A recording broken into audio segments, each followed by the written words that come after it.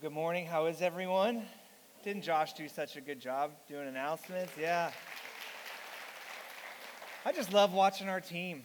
Diana, you do such an amazing job. She's never been like a lead worship leader of a church before. She stepped in kind of trepidatious and nervous. She's just knocked it out of the park. Michael on that acoustic guitar.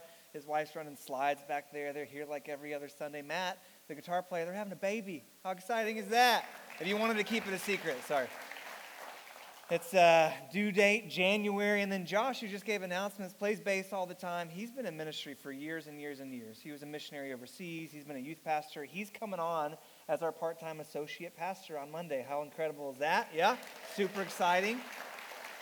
So he's going to help oversee our community groups, our middle school, our high school, and other hats as needed from the church. Super excited about that. Well, it's good to be with you.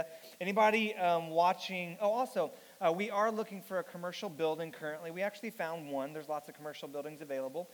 This is like a blank slate. So it's a dirt floor. It's got insulated walls and ceiling. That's it. And so you'd have to build out the whole thing. It's actually the most expensive option, but also the ideal option because you can make it look like a church. You're not trying to turn like a hair salon into a church. You just build it like a church. But it's 20,000 square feet, the parcel is. Now, we can rent a portion of that. Eventually, we could move into 20,000 square feet. But this is just a question.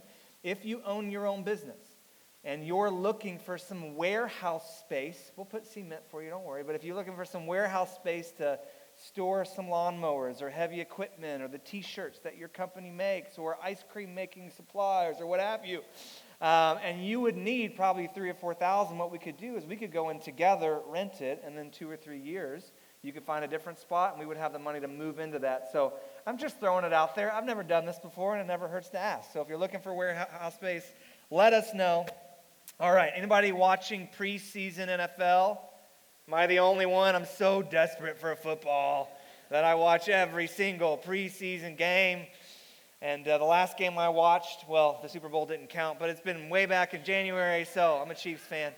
But what I've been watching, and what I've actually turned back and watched some old Chiefs games. Remember when the Houston Texans were in front of us by like 31-0, and we came back and beat them by like 20 points within a quarter? That was amazing. But I was watching that and watching some sports highlights on YouTube, and I was reminded the best teams, the absolute highest level teams, go Chiefs, in football and also basketball, when it comes down to that play or that one drive or that one basketball of 10 seconds where you got to win it or you're going to walk off and go home, the best teams do the same thing. They all go to the sideline, and the football coach will start mumbling and kind of pointing at certain plays, and the quarterback will nod. Or in basketball, they get the clipboard out and they actually draw the X's and O's, and what they do is they determine a play that they're going to run. They've been practicing this play for the past 5-6 months. This is the play that they've worked out for this situation, and the best teams that win it and that take home championships, they're the ones that stick to the play. Even when it starts to break down, they just stick to that play. They don't veer from the right or the left. It was, let me see, I wrote down some. Let me see. Oh, it was a corn dog to Tom and Jerry in our win against the 49ers. Only Chiefs fans are going to get this. All right, it was Jet, Chip, Wasp also against the 49ers. We're not going to talk about this year's Super Bowl, of course, but they go and run the play. And the worst teams, the ones that don't win, are the ones that it starts to break down and they start playing backyard football. They just improvise. They just do the Hail Mary, but the best teams stick with the play. And that's like our lives. God has given us the play. He's given us the playbook in the book of Proverbs. He's given us his design for every single area of our life. And if we want to walk in wisdom and flourish, we just got to run the play.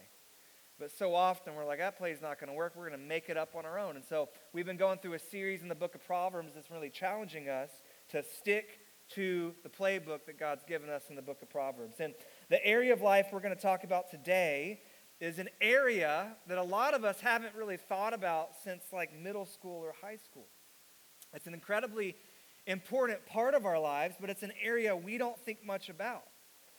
And I think that this sermon really applies. I have an audience in mind. And it's mainly to middle schoolers, high schoolers, and college kids, and also to adult men that are married and have a job. Okay, I think that this topic really applies to us. It's more important to us than the other groups. And it's the topic, actually, let me just say a few words, you yell out what comes to mind. I bet you can guess the topic, all right? Phoebe, Ross, Rachel, friends. There we go. We're talking about friends. My best friend, right? We're going to talk about friendship. When's the last time you heard a sermon on friendship? Probably never. Maybe in VBS when you were like 6 years old. That's it, Vacation Bible School. Now, this is the first time I've preached on it. And if you think about it, friend or friendship, it used to be a big part of our lives in like middle school. Am I in this friend group? I got to get in that friend group. 8th grade, popularity is a big deal because you get to high school and you can't be popular anymore. So I tell all the students, be as cool as you can in 8th grade because that's your last shot, And we thought about that, getting into this friend, but then you grow up and you just don't think about it. It's like there's a John Mulaney joke about how, and 90s kids will know this, like I grew up thinking a lot about quicksand. Anyone else? Like quicksand was a big deal in my life, right? It was on every TV show. You had to be prepared because you're going to encounter quicksand at least once a month, right? MacGyver went through it, all these. But then you grew up and you're like, not that big a deal. It's kind of like friendship, right? Friendship used to be what we thought about and ate and slept and breathed, and now it's not that big a deal to us. And yet friendship is all over the Bible, and it's all over the book of Proverbs. And this is a teaching that's really needed today. And more surveys, more and more people admit to not having lasting, meaningful friendships or relationships in life. And there's lots of reasons for that. We're all on a screen, right? We'd much rather go home and watch Netflix and text to people instead of have a real flesh and blood relationship with people that live in our city. We also have a very transitory culture. So, like, who's from North Carolina? Like 10% of us, I'm North Carolina, but I grew up in Charlotte. We just moved, right? And so we don't have time to set down roots and establish those friendships. Now, statistically, women are better at this than men. Not all women, but generally speaking, they tend to be more social, more relational. In fact, I was looking at a study this week that said that widows or senior women who lose their husbands do much better, live longer, are happier after their husband dies than do widowers. All right, no, they're not. Not overall quality of life, right? Widows are better than widowers at handling that. And they asked, and this is cute, but also kind of sad, it's because widowers, senior men, when asked who their best friend was, 90% said their best friend was their wife. How cute is that, So when she goes, he just falls apart and shrivels up and dies along with her, But what percentage of women say their best friend's their husband? It's like 15%. It's 20%, right? So, having and maintaining deep, meaningful friendships outside your family and your spouse can literally extend your life. And the Bible says this all over it. Friendship is part of what it means to be human. In fact, in Genesis 2, we just studied Genesis in the spring. We have that verse, then the Lord God said, it's not good that man should be alone. And that's not just marriage. It's also family relationships and also friendships outside of that. And as you keep reading beyond the book of Genesis, what you'll find is that in the Greek, there's different words for friendship or for love. And so there's a Greek word that means romantic or erotic love. It's eros. It's what happens in marriage. There's a word for familial love, like your brothers and sisters or aunts and uncles. And then there's a word for friendship, phileos, love. And what we've done in our culture is we've lifted up romantic, erotic, and familial love and downplayed friendship. And in the Bible, they're all equal. Like, when's the last time you watched a TV show or movie or heard a song where the theme was about the friendship that existed between two dudes? Like, not very often, The tabloids are worried about who's marrying who and sleeping with who, not who's friends with who. But it's the opposite in the Bible. Friendship is looked at just as importantly as romantic love and as familial love. In fact, I'm trying to read through the Bible in 90 days. You can pray. I do that maybe every other year or so. But I was reading in 1 Samuel, and it says this: as soon as Jonathan had finished speaking to Saul, the soul of Jonathan was knit to the soul of David, and Jonathan loved him as his own soul. And we read that and go, what's that about? We read into it erotic love or romantic love, but no. Jonathan and David just had the deep sort of friendship that we were designed for. Paul says this about Onesimus and Philemon. We just studied it. Philemon 1:12, I'm sending him back to you, Onesimus, sending my very heart. The Bible says that Jesus loved Lazarus, that John was a disciple that Jesus loved. Jesus actually said right before he died, of all the stuff he could have talked about in John 15, 16, 17, he spends most of the night talking about friendship. John 15 says this is my commandment, that you love one another as I have loved you. Greater love has no one than this, that someone lay down his life for his spouse. No. For his dad? No, but for his friends. And you're my friends if you do what I command. What we see in the Bible is that Jesus didn't just die to save individual people, but he did do that, but a big reason that he died is to bring about the church, which is basically a big group of friends. And that by the way they do the 58 one another's, prefer one another, serve one another, be hospitable to one another, by the way that they love each other as friends, the world sees that and wants to be a part of that. And so because friendship's so central to the Bible, the book of Proverbs spends a lot of time talking about it too. In Proverbs 18, a man of many companions may come to ruin, but there is a friend who sticks closer than a brother. We don't just need buddies, we need like deep friendships. Proverbs 18:1, whoever isolates himself seeks his own desire. He breaks out against all sound judgment. And I can keep reading, but Proverbs says you need friends.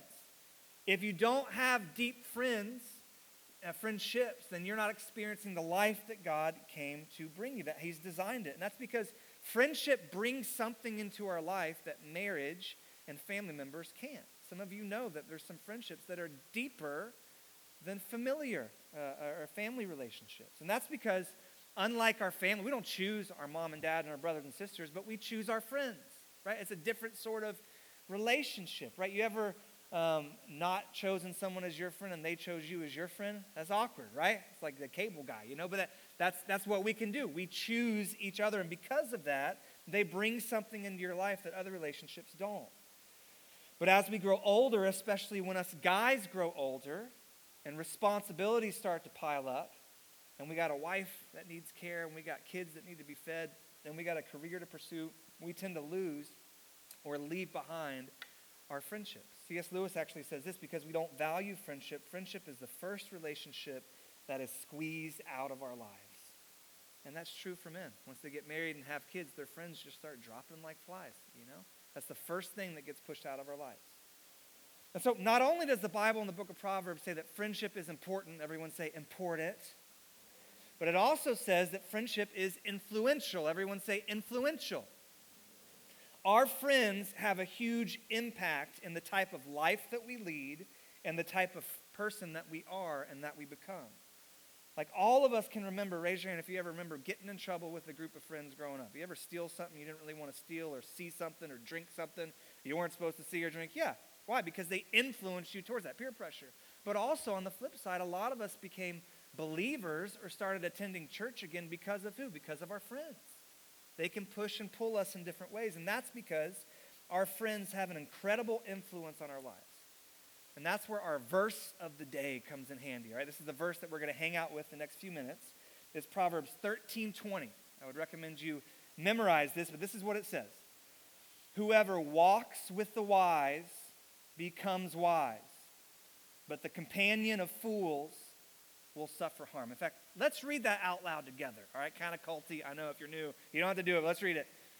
Whoever walks with the wise becomes wise, but the companion of fools will suffer harm.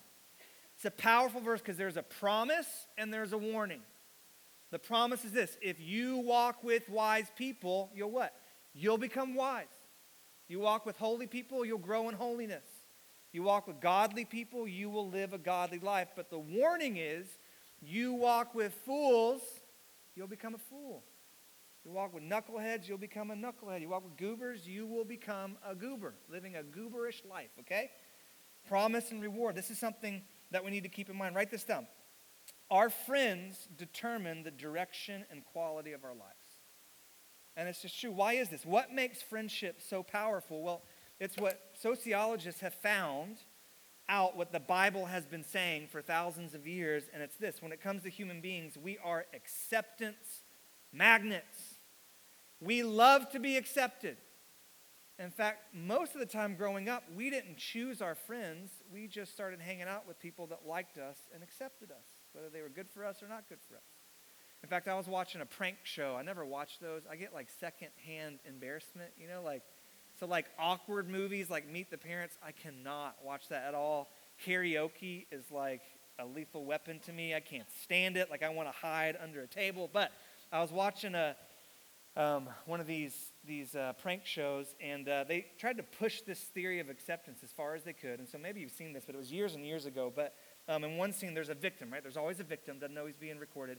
And he walks into an elevator and pushes the floor, and the elevator goes up floor by floor, and a person gets on the second floor, and they face the back, the rear of the elevator. And he's like, that's weird. The door's right here, right? Then they go up another floor, two people get on, they both face the back, and he's like, what is going on, and what do you think happened by the fifth or sixth? Yeah, he just turns around and faces the back of the elevator. No reason. Another one, he's in a doctor's office and a waiting room, and one by one the people get called up, and when they get called up, there's this huge poster on the wall, like a calendar, and they just rip off a huge piece of paper and throw it on the ground and walk back, and you're like, I don't know what that's about, but yeah, 8, 10 people go, and sure enough, his name's called, he walks up, rips the paper off, and walks back. The funniest one is they're in a classroom waiting for a teacher, and this loud buzzer goes off, and there's like 40 other people. They all stand up, take off their clothes down to their underwear, and just stand there. And sure enough, the dude goes, what's going on? And strips down to his skivvies and just stands there, right? Because that's the power of acceptance, you know? It's the power of acceptance. See, friends often have a greater influence over us than our logic and also our convictions. And we know this. We'll be in church nodding along with the sermon or amening. You guys don't amen yet. You will one day. If I preach good, you will. Or applaud. Or you'll say certain stuff or certain truths in community group, but then you go and hang out with a different group of friends around the community pool or at a bar, and you're strangely silent about stuff you normally talk about. You verbally agree with things that we don't actually agree with, you know, because our friends are so influential. I just did a youth camp, a big old youth camp, lots of youth groups in Western North Carolina, rented a campground in Tennessee, probably 250, 300 kids. The last night, 30 or 40 gave their life to Jesus. And I was thinking on the way home, not pessimistically, but how many of those 30 or 40 new believers you think will walk closely with God until next summer? 40, 50%? And that's not sad. That's just being realistic. Why? Because it's their friends that they have when they go down the mountain that determine how they live their life. See? The need for acceptance can outweigh our convictions. In fact, a mentor of mine used to say, you show me your friends and I'll show you your future. Right? If you want to know what type of person you will be and what your life will be like in 5 or 10 years, it's not the books that you read or the places you hang out or the career you pursue or the hobbies you enjoy. It's the friends that you hang out with, you know.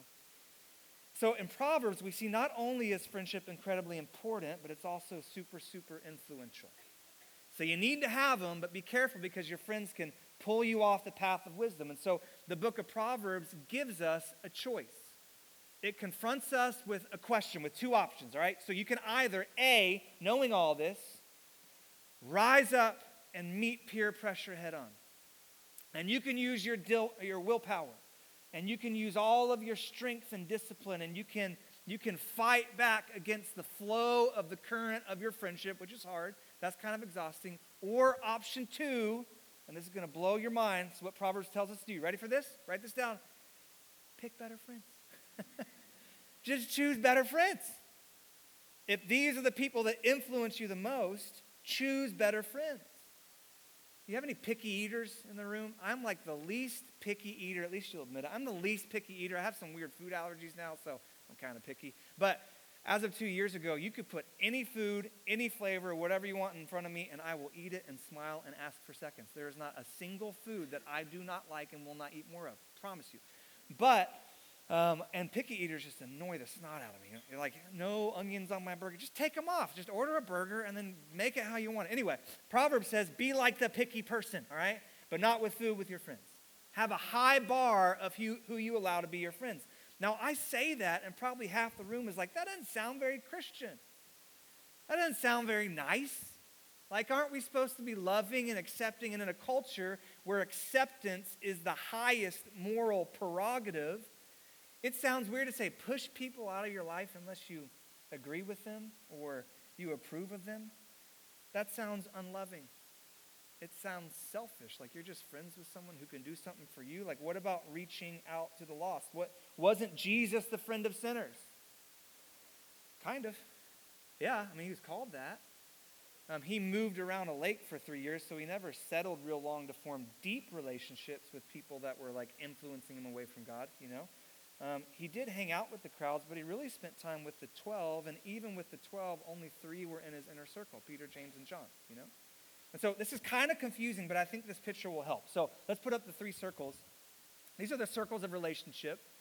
The outside circle is circle of concern, then we go to circle of influence, then we go to circle of intimacy. The outside, we'll start with that one. That's a big, wide circle. So these are our classmates, our roommates, our neighbors, our buddies, people we know, people we like, people we chat with, right? We don't go on vacation with them, right? They're not in our prayer group or anything like that, but we're buddies with them, okay? And let me just say this. It is very, very wrong to just assume that only Christians are good people and non-Christians are bad people. Okay, the Bible says the opposite. Everyone's bad and everyone has a huge potential for good. It's called common grace. And so I have some people in my life that laugh at the thought that God's real, do not believe the Bible is inspired by him, and yet are incredible husbands, really good parents, super, super generous, really impact the community. And so there's some people in my life that are not believers that I actually want to be influenced by, see? But here's the deal. Because they don't share my Christian framework, even though they might be really good people, there's probably going to come a point in our relationship where, let's say, my marriage is struggling. And not just for a week or two, but for a year or two. And I've confided that in this guy who's not a believer. Odds are he's probably going to look at me one day and say, have you considered divorce? You know, why don't you just get out? You'd be a lot happier. That's not because he's a bad person. It's because he doesn't share my biblical convictions about marriage. And so I want to be buddies with them, but I don't want that type of person to be in the influence circle, okay? And that's not mean, that's not judgmental. But the outside circle, these are people that I want to love well, and even though they influence me a little, I want to influence them a lot towards Jesus. But then we move in to the circle of influence, and these are people that influence you. You share prayer requests with, you go on vacation with, you hang out with often. And we need to be very careful who we let into this second circle. No one gets to choose that they get to walk in. No. We decide who's in or out. And this is not unloving, this is living in reality, living in the world that God created instead of making God live in the world that we created. And then there's the circle of intimacy, and that's reserved for one person, and that is your spouse. And this person has the most influence on your life. Right? I've been married to Jenny to 18 years. She has shaped me and molded me like no one else. I was a good old Southern boy. Like, we used to have taco night, and that's just like you go to Walmart and you get the taco shells and you get the hamburger, you know. She's from Southern California. I know, like, what pupusas are, and I know what an avocado is. I can quote Gilmore Girls, right? Because she influences me, right? You got to pick very carefully who that is, okay? That's why, you make a right decision, it's going to be joy and dolphins jumping in the sky and glitter. It's just amazing. Make a bad choice, God can fix it. He can't. But it's going to be an uphill climb. And that's why, for those of you that are single, you need to date not from the outer circle, but from the circle of influence. Only date people that you want to influence you towards Jesus. And so what this Proverbs tells us to do is to be concerned, be buddies with all types of people. We should be the most loving and accepting people on the planet, right? No guardrails, no requirements to be in our outer circle, but when it comes to the circle of influence, we need to be very, very careful who we let in because, write this down, you will always walk like who you walk with. You'll always walk like who you walk with. When you choose your friends, you're choosing your future. Psalm 1 says, blessed is man who does not walk in the way of the wicked, or stand in the way of sinners, or sit in the seat of scoffers, but his delight is on the law of the Lord, and on it he meditates day and night. Or 1 Corinthians 15 says this, do not be deceived, bad company ruins good morals. Got to be very, very careful. We have to be intentional about this type of life. And some of your life has gone sideways because you just haven't been intentional. You haven't put thought or actions behind this. And this is especially important for parents. If you're a parent, raise your hand, okay? I'm going to give you some advice. I'm not, our kids aren't 40. They're 16, 17, almost 16 and 17. And I'll say this. You, to a large part, determine the friends that your kids have. All the students are going to hate me right now, but it's true, okay? I would say until they're 16, 17, even 18 years old, as long as they live under your roof, sleep in the bed that you bought, eat the food that you bought, you get to determine in a large part who their friends are. And you can make a wise choice when they can't. I was talking to a couple 2 years ago, and their son, they had a 16-year-old, going nuts. I mean, he's into drugs, he's stealing, getting kicked out of school, and they were just at the end of their rope, and they said, we tried everything, we've grounded him from his phone and his internet and all sorts of stuff, and I was like, have you grounded him from his friends that are getting him in trouble? And they're like, we're allowed to do that? And I was like, yes, not only can you do that, that's like your job to do that, all right?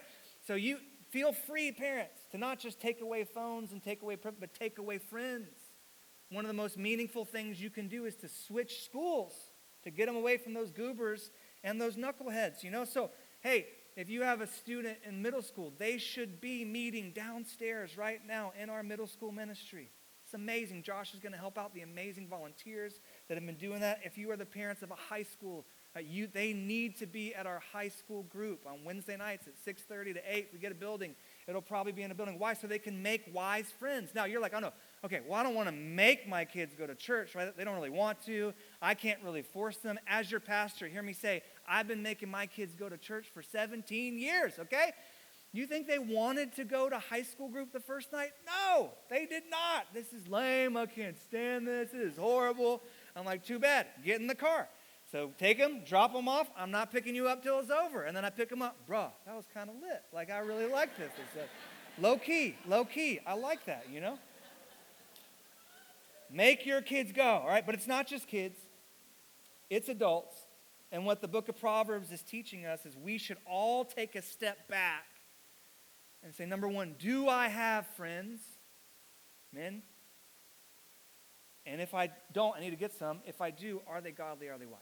Well, how do you figure out if they're wise? There's tons of different ways. Again, Proverbs 13:20, whoever walks with the wise becomes wise, but the companion of fools will suffer harm. I'll go through this quickly.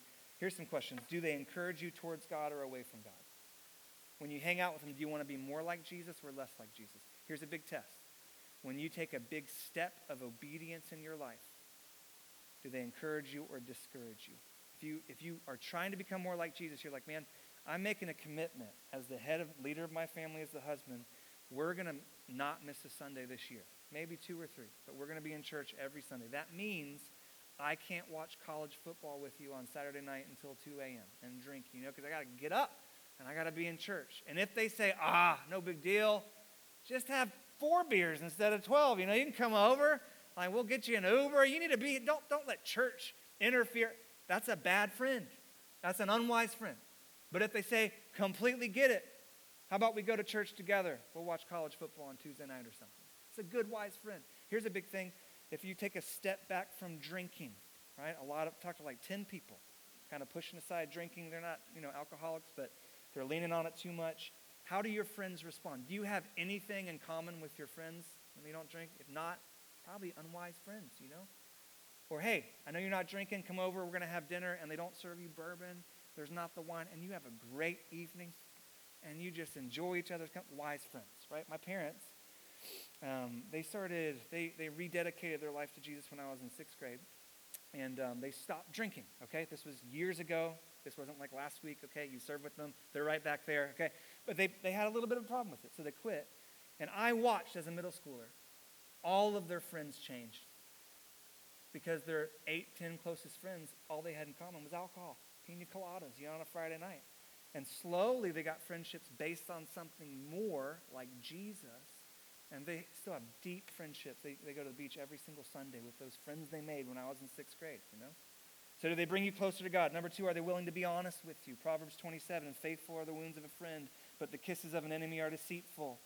Proverbs 24:26, whoever gives an honest answer kisses the lips, right? So someone like, does this dress make me look fat? And everyone's like, no. And that one friend says, yeah, it kind of does. The Bible says, chef's kiss. That's wonderful, right? You need someone to be honest with you, okay? You know why they call them blind spots? Because you can't see them, right? So you need someone that can be honest with you. Number 3, do they stick with you during the hard times? Are they there for you when life falls apart, okay? And we'll skip that Ecclesiastes voice, Erica. But it says this, Proverbs 18, a man of many companions may come to ruin, but there is a friend who sticks closer than a brother. Okay, there's going to be a time in your life, it might not be now, where you need more than work buddies and fantasy football buddies and Facebook buddies. You actually need someone to bring you food and to pray for you and to offer a shoulder to cry on. And you can't just make those friendships overnight. You need them now, okay? So those are wise friends. Well, how do we find them? Okay? How do we find wise friends? Well, here's my encouragement. If you're lonely, you don't have friends, or you got goober friends, numbskull friends that are pulling you away from Jesus, here's what I encourage you to do, and I tell college students and singles the same advice for finding a spouse. All right, number one, for a year and a half, 2 years, stop trying to find a spouse, stop trying to find friends. And what you need to do is just pursue Jesus like crazy. Like Christianity on steroids, right? You need to be in church every Sunday. You need to serve. You need to be in your Bible more than you ever have. You need to pray morning, noon, and night. You need to get in a community group. You just chase after Jesus with all your heart for a year and a half, 2 years. Then you stop, and here's what you do. You look to your right or you look to your left, and you see the people that are doing that with you. That's your friends, and that's your next spouse, okay? You just pursue God and look for people that are going the same direction at the same speed, and that's how you find wise friends. Or you can just ask them. Malaysia does this. I don't know when we stopped asking, will you be my friend? You know, like Malaysia, I'll take her to a park. And she's like, hey, my name's Malaysia. What's your name? Awesome. You want to be my friend? Awesome. Let's play this game. Let me introduce you to my dad. He doesn't look like me. He's still my dad. Hey, Dad, this is my new friend. Her name's Rosie. We're friends. Can she have our snacks? No, I'm not going to give a stranger food, but you get it. So you can do that as adults. So I did this with a camp director, Jerry Martin. He was a 60-year-old roofer. Ran a camp, loved Jesus. Understood the gospel. Had discipleship relationships with all these college kids, and I was just in high school, and I was like, Jerry, can you mentor me this summer? He's like, yeah, buddy. And he did it. So we go do plumbing jobs, and we go dig ditches with the ditch wizard and stuff, and the whole time he'd open up the Bible and share with me about Jesus, and I grew by leaps and bounds. I asked another guy, Scott Woods, right when I was about to get married. I was 20 years old. He was 40. He was a member of that camp, Camp Lower Crest. Loved Jesus, had been a missionary. He was in seminary. I said, Scott, can you mentor me? And he said, no. And I said, what? And he said, no, because you're cocky and you're prideful and you're arrogant. And I was like, that's not very Christian, Scott. And so I walked away. And then I came back and I was like, you're right, I am. Can you help me not be that way? He's like, yep, now we can start. And he mentored me. He was in my wedding, so you can just ask, right? Holiness, becoming like Jesus. It's hard enough on our own. Why make it doubly hard by letting goobers influence us away from Jesus when we could pick better friends and have help on this path? So, how do we apply this? I'm going to get out on time. Well, first, if you're new believers, and our small group leaders can come on up. So, Ross and Lacey, maybe you can come on up. Just Ross, and then Tim and Donna Gardner, my parents, can come up. Here's what I'd say: if you're a new believer, and you can just stand over here. You can come on up. If you're a new believer, and we've had almost 50 baptisms, that's church planter numbers. All right, it's like mid-40s, almost 50. But a lot of those were people that accepted Jesus for their first time. Let me tell you this, okay? You can't live a new life with an old community. It's impossible. So you need to take a step to put yourself in an environment to make friends. Men, those of you without friends, and I realized this week, I have one or two close male friends. One's Jenny's older brother, closest to him. But I used to, but then I switched jobs like 2 years ago, and all those friends stayed at my old job. And so I don't really have them, so I need them. So you guys, even students, you guys need to put yourself in an environment where at least the majority of people are Christians, or say they are. And so here's my challenge. I want everyone to take a step towards community. If you're at middle school, be at the middle school downstairs, okay, during our 1045. High school, be at the community group. We just had a pool party, and there was awesome food. It's fun. It's an enjoyable time. If you are a guy, I'm going to say this, and I wasn't going to do this. I kind of felt the nudge of the Spirit. 2 weeks ago when I was preparing, God was like, you should start a guys group. And I was like, God, you should start a guys group because I'm busy, We're looking for a building. We're adding staff. We're doing foster care again. We're going to have another little girl running around. And so I said no. And then I went to Triangle Church Network lunch 2 days ago. And half of it was about men's ministry. And they had provided resources. There's going to be like a wiffle ball tournament at the end. So here's what I'm going to do, begrudgingly, but it'll be good. I'm going to start a men's group. And so if you're a guy and you don't have friends, now you might not like this. It's going to be 6:30 a.m. in the morning, from 6:30 until 8 a.m., and it's going to be at a park. I don't know what park. We don't even have a sign-up form because I just said yes like yesterday to God. Okay, so we're going to study this. It's 3 Kings, values of biblical manhood. Chris, who spoke last weekend, he wrote this, or 2 weeks ago, he wrote this. And so we're just going to open this book. There's no pre-study. We're going to get into a park. I don't know. I got to find it. The gate opens that early. But we'll give you more announcements later. Okay, maybe next week we'll have a sign-up form. So those for you guys can join us. But all of you, if you're not connected to a community group, you need to be.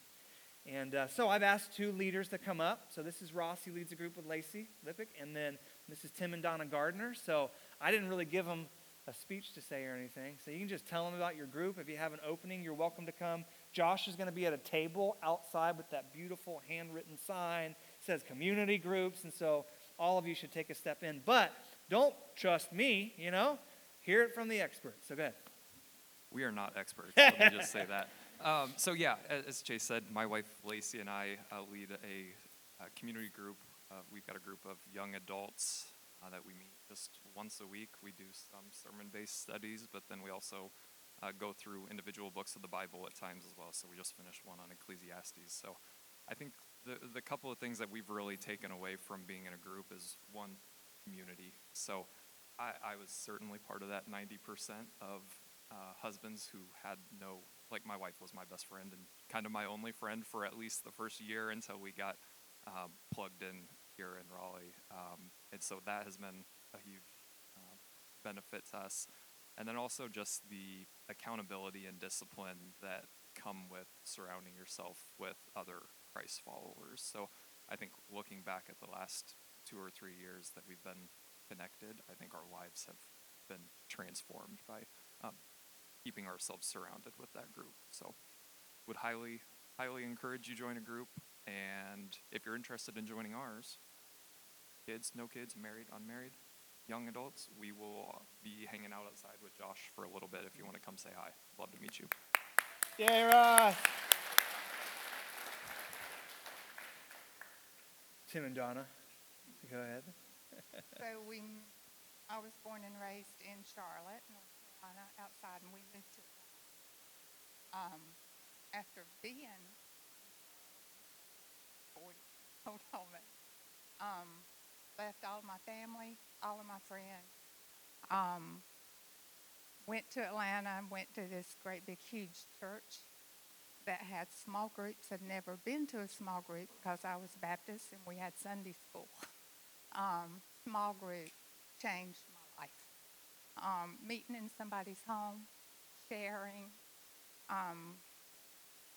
everything, good, bad, laughing, crying, having dessert, and just really getting to know each other just really put us in a place where we will never be a part. I mean, never not be a part of a small group. And then we come here, and boom, we have a small group. And we just absolutely love it. So if you need friends, you need somebody that you can trust with your life, with everything about your life, I would highly recommend getting a small group and getting to know people, and your life will never be the same. Follow that. I got a few minutes, right? Good morning, church. I'm Tim, and Donna's wife, Chase's dad. We lead a community group. We've probably been meeting since we reached this church. We meet at our home on Thursday nights. We meet at 7 o'clock. We usually have some pie or cake, and then we'll start into our Bible study. Mainly empty nesters. That way we can talk about the kids and brag on the grandkids. And then usually around 9 o'clock, Donna and I will head on up to bed so that they can get home and everything. But we've been, most of our studies have been sermon-based, so we get notes and questions on Friday or Saturday before the message. That way we can come in and kind of be paying attention to the lesson so we can teach the study the next week. This summer we decided to deviate a little bit from our sermon studies. We asked the pastor, he approved, and we started studying a book called The Holy Spirit by Dr. Billy Graham. And oh my stars, have we learned so much this summer about the Holy Spirit. And I would highly recommend the book, but just from the beginning of creation where the Holy Spirit was hovering over the waters, where he entered Jesus, he baptized Jesus, he emboldened Jesus, he anointed Jesus, he raised Jesus at the ascension, and then he came to that crowd of 120 believers on the day of Pentecost. And we're just learning so much more about the Holy Spirit than we ever have. And for many, this summer will be one of the heat and the rain, and for us, I think it'll be the study of the Holy Spirit. We do have a doctor in our group, so we get free medical advice. We have a couple that owns an Which ice at their cream. age, is needed. Yeah, mostly surgeries and things like that. We have a couple who owns an ice cream store, so we're all starting a diet this fall. We have one who actually works with hospice, so she's going to escort us into the next season. Her husband is in real estate, so he's going to sell the house. So we're pretty good there, too. One-stop shop. We have one who makes a mean brisket, so we're looking forward to that this September. But it's a great, great group of people. A friendship that we formed, we'll never, ever forget them. They mean the world to us. We love living life with them, and I would highly recommend. Thank you, guys. Can you just put that on there? Well, let's pray. Jesus, thank you for your word.